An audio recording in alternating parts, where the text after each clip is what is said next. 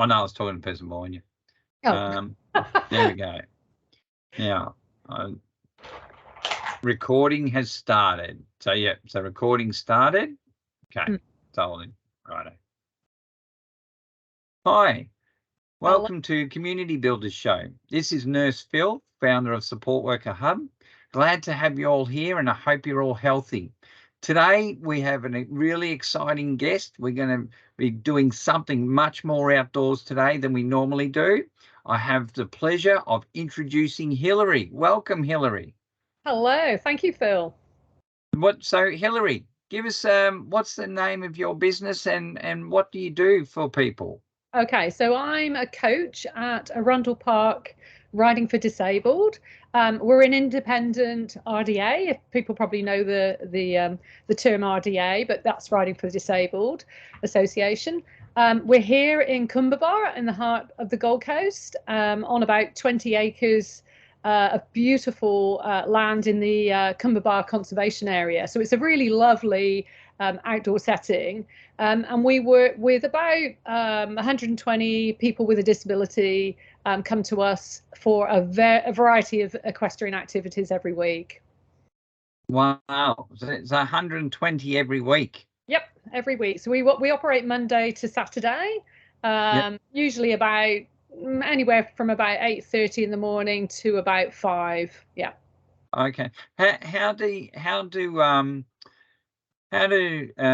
the participants go when they first meet a horse? How do they go with that interaction? Yeah, good question. So for some people, I mean, I don't know of the listeners how many people have actually interacted with a horse, but you know, they can be anything from sort of quite frightening, you know, because of their stature, to sort of really magnetic, and you know, and somewhere in between for a lot of people. So so some people, you know, we're talking from children right through to adults. Some will be sort of mildly anxious, and some of them will be absolutely super confident or even overconfident. So yeah, so it really depends. And quite often people will come and see what we're doing before they even start the process to become a member and participant of the organisation, and that's absolutely fine. They can look at the horses from the we have a sort of car park and a seating area, and they can go and sort of like have a look and have their lunch or whatever, and just get an idea of what it's like here. Yeah. Oh, so they can come and have lunch and just soak in the atmosphere and see what goes on, and obviously letting us know in advance, but that's absolutely fine. So people can look over the fence at the horses and sort of, you know, if there's any fear, they can sort of get over that. And the support workers themselves can come and have a look at a lesson. Again, just as long as it's booked in advance, we're really happy for people to look and see before they actually start the process. Oh, that is good. Yeah, because like you say, horses are big, and some people, they don't know how they feel about them. Yeah, exactly. And same with the support worker, like they've got to be there with the client, and if they don't feel comfortable, that's good. So they can come and book in and say, hey, do you mind if I just have a look before I bring my participant? I just want to feel comfortable myself. Exactly. And we encourage, is that right? Yeah, we encourage that really to get to know what we do. And they're just, you know, obviously if the sport workers are more informed, all the better, because, you know, then they're not going to suggest that somebody starts this process if they're really unsuitable in some sort of way. And probably the support workers know them best in that respect. Yeah, so it's really important for them to go. What sort of can you take anybody? Not everybody, but a lot of people. So we take an awful, like a huge range of disabilities and abilities. So, you know, we have some contraindications for riding and driving, which are our main two sort of physical activities. So, you know, there are some exclusions, but our whole process is, you know, to do an inquiry form.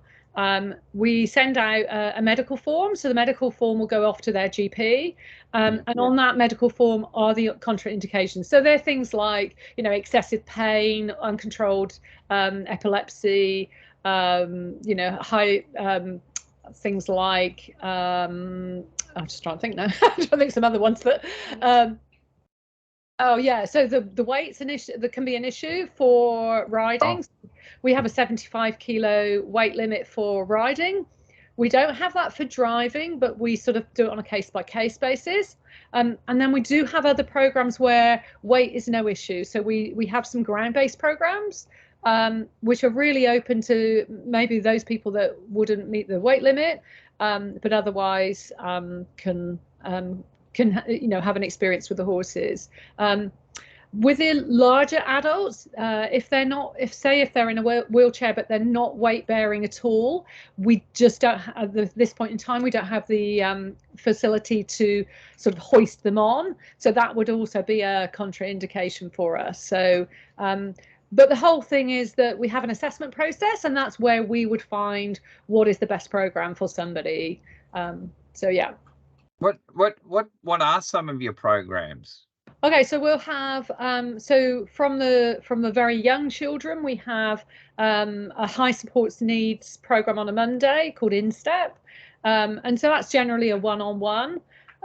So, and some of those children will come with support workers. Sometimes it's with the parents, and so they might be having physical issues, or it could be social and communication. All sorts of reasons for coming here. So that's the one-on-one program on a Monday. Other than that, we have one-on-ones generally through the week, but a lot of ours are group, because group programs have great benefits for social skill development. So small groups of 2 or 3 riders, 2, 3, sometimes 4 riders. So that's our riding programs. And then we have a carriage driving program. So that's open to wheelchair and non-wheelchair clients, and that's great fun. That's one of the programs that I run, and we're hoping to expand that over the rest of this year. We also have what's called horsemanship development. That's a ground skills program. So that's again open to people in a wheelchair or ambulant people. And that's where they start to develop a relationship with a horse. So they'll work with a horse on the ground in the stables.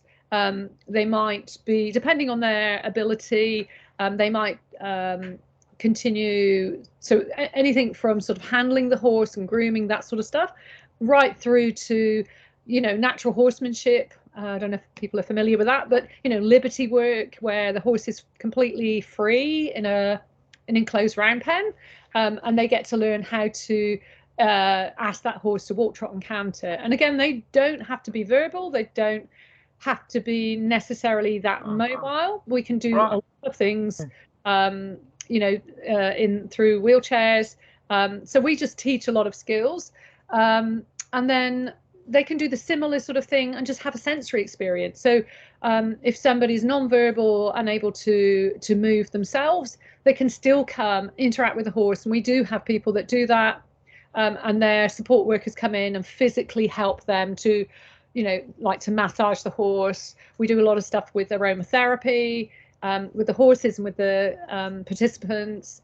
So yeah, it's really, really varied. And, the main thing is that they have some sort of connection with horses, which the majority of people really start to love horses, or intrigued and curious, if nothing else. So yeah, it works in many, many ways. Oh, that's good. What's do you have a funny story of the buggies? The buggies? Yeah. Like if someone with the buggies, because I to me, when I think of those sort of things, I think of like Cobb and Co. Stagecoach. Oh, yeah. Yeah. So look, so at the moment we have one sort of fairly small pony who's doing all the work on the driving side. We have a wheelchair vehicle and a 4-wheel vehicle, but we're hoping to get this a pair of horses in. I think we're going to be the first RDA in the country to do this. But in terms of funny stories, I'm just trying to think. I mean, well, yeah, yeah. There's always one. Was something, but I mean, quite funny is the fact that a lot of people get in the carriage, and with when they take up the reins, if they have the capacity to at least hold the reins, so many people have watched the old Western movies, and they think they go, yeah, and then my first thing to them is, keep your hands still. Luckily our pony is pretty good. He stands still, and he's really good on voice commands and clicks. So again, they don't have to be verbal. So he will walk on a one click, like a is one, and he will trot on two. So it's, and he'll go. So oh, right, yeah. With the driving, I have a second set of reins, so they're never on their own with it, and then we sit side by side. So yeah, it's I have a group of 4 ladies on a Friday who have really poor mobility, very anxious, startle response, and they are amazing how they have just blossomed with the driving. They love it, and they sit there because we do sort of group. We do. It's rarely one-on-one with the driving. We tend to be 2 or 4, 2, 3 or 4 people, and then we sit them up in the paddock, and they all sit and they all cheer on, and we muck about with hoops and games and things, and they cheer their other group members on, and they just have a whale of a time, and it's like the highlight of their week. Oh, that's brilliant. Yeah. So it's a real positive experience when they come out there. Yeah. I think generally, I think as an organization, so we're classed as a club, but so we're, we have membership for our organization, but it's a real community feel to this organization. It's a very safe place as well. So even with people, I mean, we have some young adults who have maybe complex diagnosis of PTSD, schizophrenia, trauma. Again, they often tell us this is a safe place. The outdoor environment, the nature, the horses, the support with our volunteers. We have a big volunteer workforce of about 70 volunteers. 70? 70. Without them, we would never operate. So I'm a staff member. There's about 5 coaches, 4 or 5 coaches, staff members. But the majority of the support really is our amazing volunteer workforce. Wow. So yeah, without them, we're really. Where do you find these people? Well, they I mean, I don't know, they just come. I mean, people that are either interested in horses or people that are interested in people with disability. They just come, and we do our best to sort of retain them, to make it a friendly place. It really is nice, and it's a great community, a really, really nice community of people. Sounds like a real community spirit. Sounds like you have a real community going on. Oh, absolutely. I mean, I think our oldest, not oldest in age, but our volunteer that's been here the longest, Elizabeth, who's here today, I think she's been here 25 years as a volunteer. Wow. We've got quite a few that have been here 10 years. I started myself as a volunteer here, and I'm now on the staff. So yeah, I've been here about 7 years. And before that, I was here as a volunteer back to 2008. So yeah, been involved a long time. What made you go from volunteer to coaching? So I came in as a volunteer on the carriage driving because that's my passion. And then we had a change of organisation, and the carriage driving was dropped. And that was just the direction in which the committee took it at that stage. And then when I reapplied, to see if they'd be reinterested about 7 years ago, they said, "Oh, would you like to do some coaching? Would you like to become a paid member of staff?" So I said, "Right, fine, that's fine." So I trained then as an RDA riding coach, and then carried on and got the carriage driving program going again. So it took a long time to get it going, but you have to find the right horses. So with riding and driving, they've got to be the right horses for this place. So where do you find the horses? Sometimes we get offered them. So interestingly, we're working with Racing Queensland at the moment. There is a Queensland off the track program of trying to rehome racehorses, and you wouldn't immediately think that racehorses and RDA go together, but actually sometimes they fit really, really well because they've been very well handled by lots of people. And that's the same in our organisation, lots of people handling, because we don't have the volunteers every day, so the horses need to be able to cope with that. So yeah, sometimes people offer them to us. We've got a few leased ones. Sometimes we just look out for them, word of mouth, Even go to some of the websites, and Horse Deals is one of the places we go to. Yeah, even Gumtree. Sometimes you find horses. Really? Yep, on Gumtree. Yeah. Because I know I got family that own property out near Mount Isa. Oh yeah. And the horses are so varied, and some are quiet and you can be on, and others you just go, you wouldn't get a saddle on, you know. Absolutely. And yeah, and that's the same here. And we have a whole, you know, not only do we have an assessment process for our participants, but we also have a trial and assessment process for our horses, and they have to tick everything off. And we're going through that at the moment. We've got a standardbred and a who's going through that process, and just to make sure he's right for. Yes. Yeah. Because that's brilliant. Is there any story that you saw a change in someone that came, and you know they were really had a high anxiety or something, and you saw a change in their behavior? And dozens of them. Oh, really? So people, you know, being around horses helps so many people in so many different ways. So often we'll hear parents tell us, you know, they can't focus at home, but here they're really, really focused.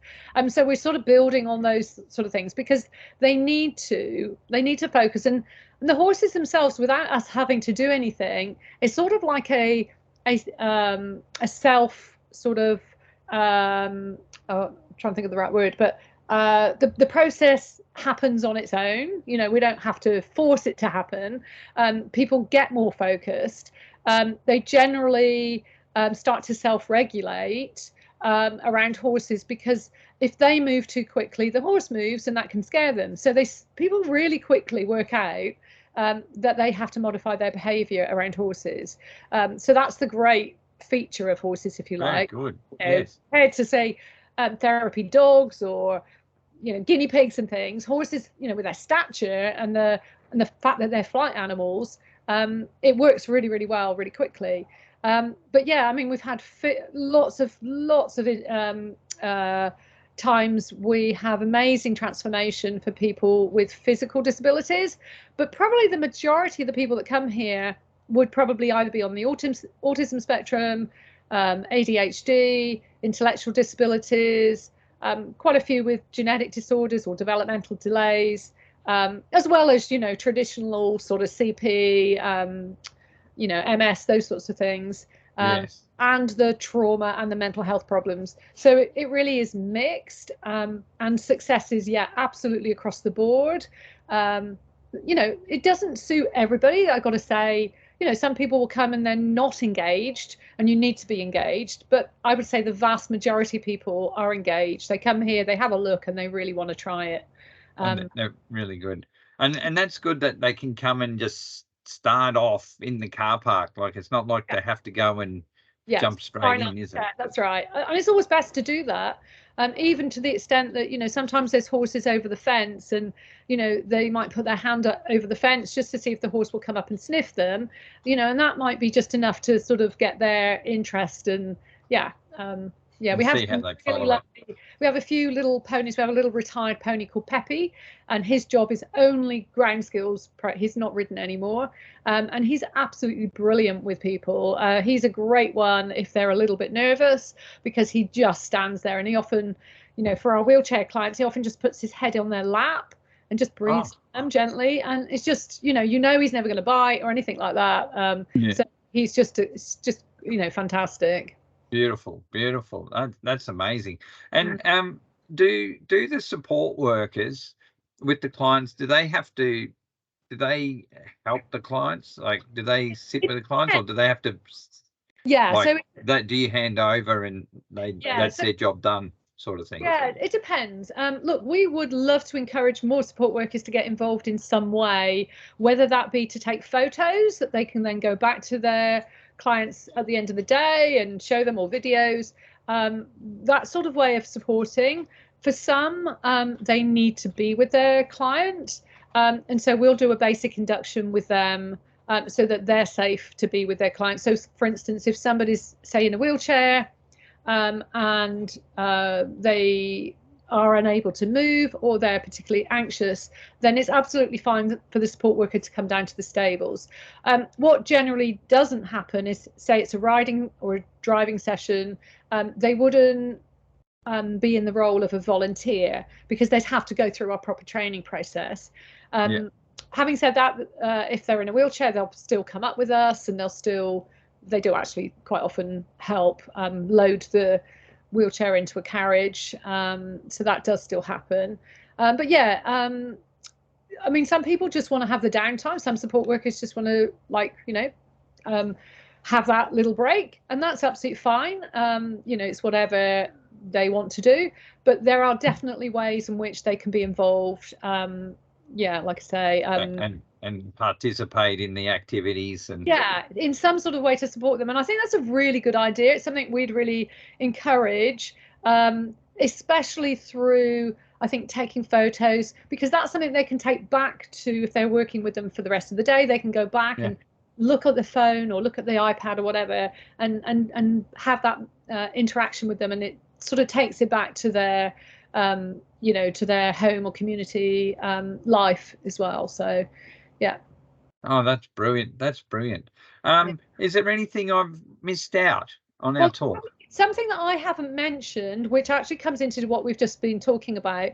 So we have another program which I completely forgot when I and what's the main reason for talking to you today, and I've completely forgotten about it, and that's called ASDAN. So ASDAN is a life skills program.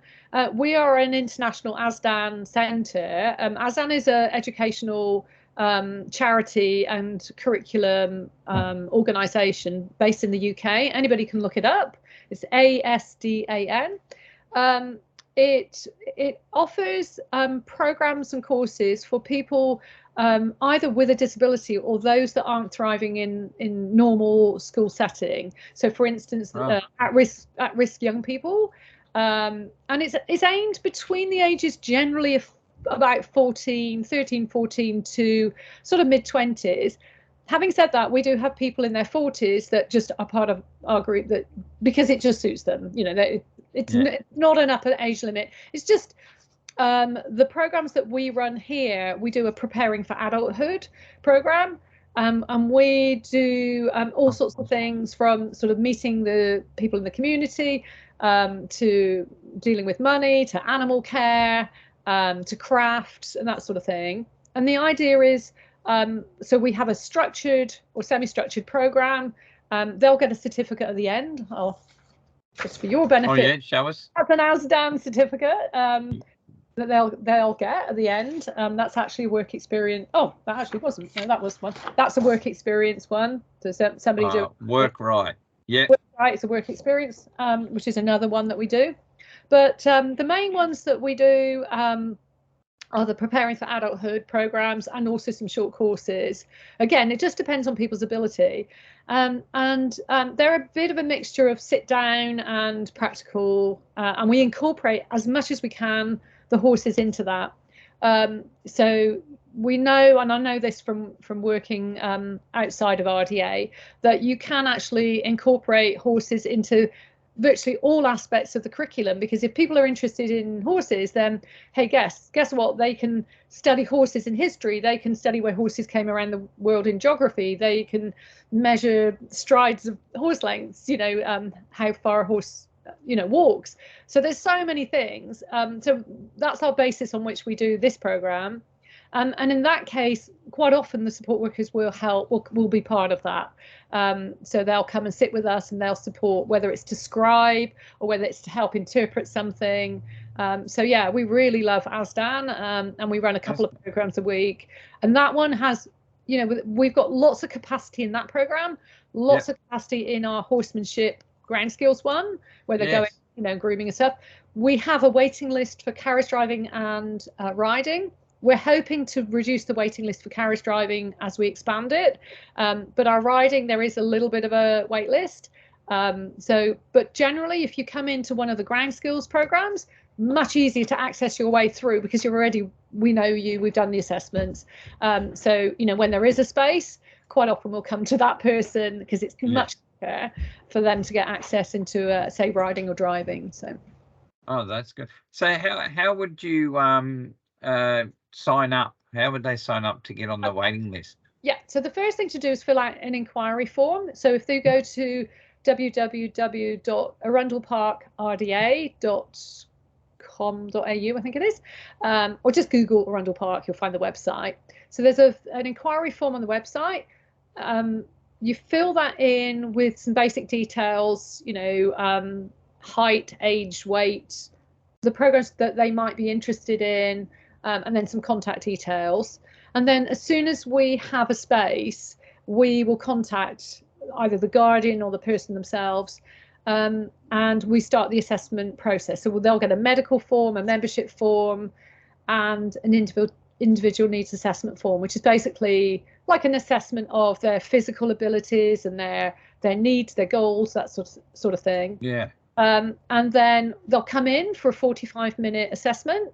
If it's riding or driving, they'll get a taster, like a 5 or 10 minute taster of that, just to make sure they're happy. And the rest is a sit down, just running through the forms. And then we allocate a class, and then they start coming. So we work on a termly basis. We do 10 weeks. We're sort of like allied to the school terms and the school holidays.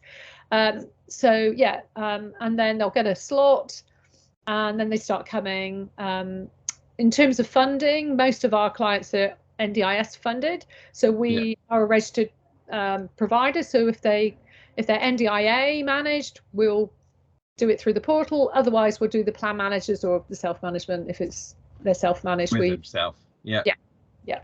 And Brilliant. Generally our fees are covered by NDIS budget, so either core or capacity building.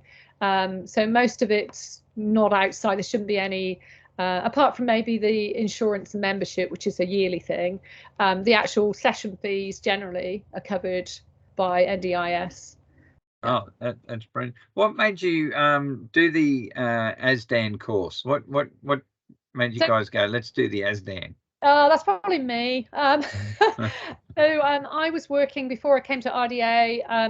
Back in the UK, I was a vocational trainer, an assessor in the waste industry, which is really weird, nothing to do with horses at all. So I'm really, really familiar with vocational education. And then when I started getting involved in sort of the therapeutic side of using horses, the organisation that trained me did a lot of this. It was all vocational based.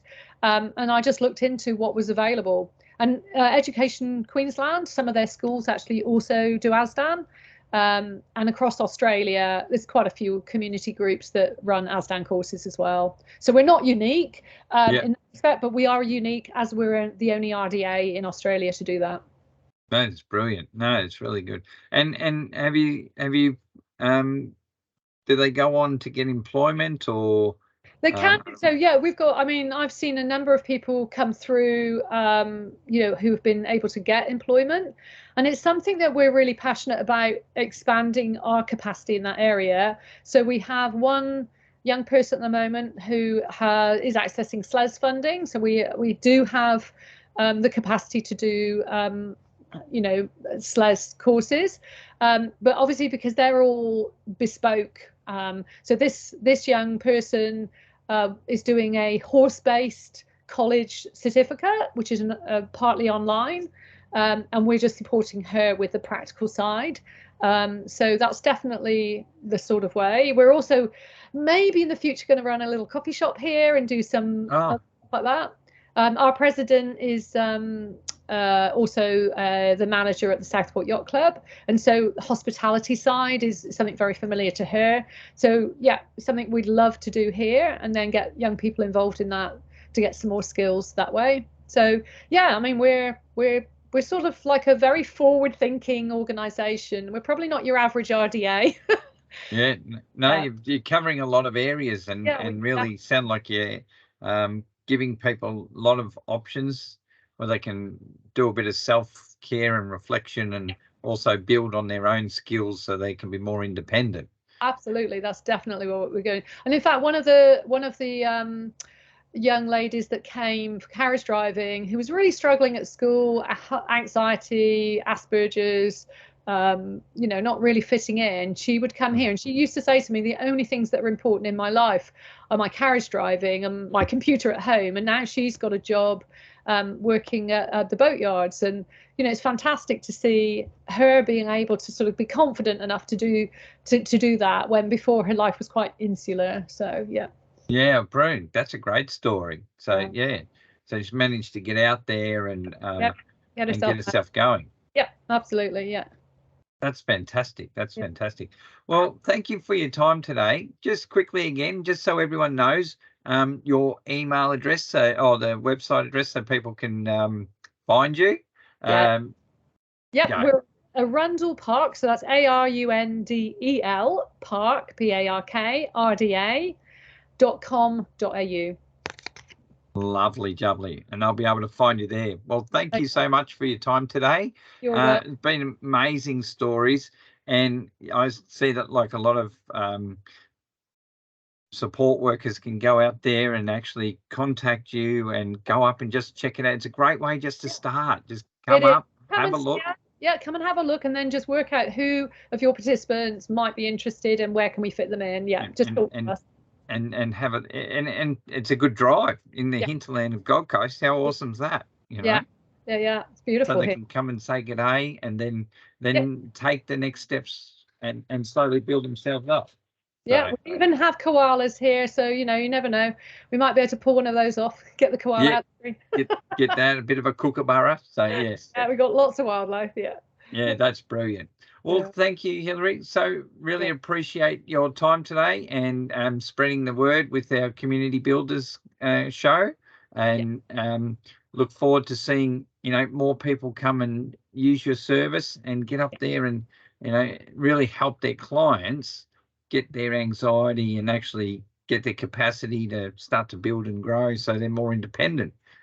Absolutely. Awesome. Like, wow. You know what I mean? Yeah. No, it's fantastic. Well, thanks for your help. Okay. And yes, look forward to speaking to you again soon. Yeah. All right. Take care. Thanks, Hilary. Thanks.